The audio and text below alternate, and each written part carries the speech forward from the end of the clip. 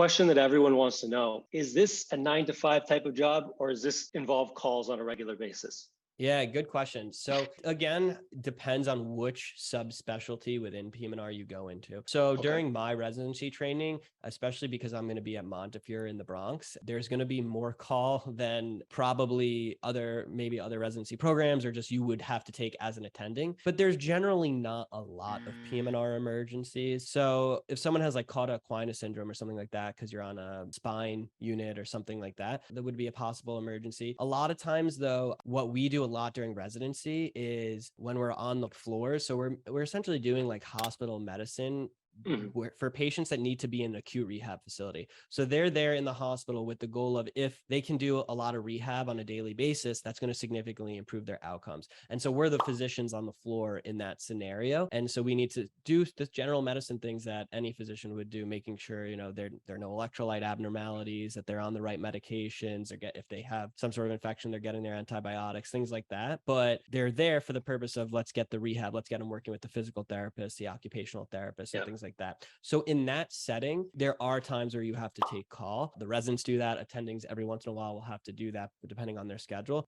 But for example, like I'm eventually have the goal of going into sports medicine, and probably as an attending will never have to take any call. Hopefully the only call I have to take would maybe be like traveling with a team to some football or basketball event and being at the ringside or courtside doctor there. I mean, that's definitely a pretty sweet call if that's exactly. the worst that you have to deal with. That's pretty cool.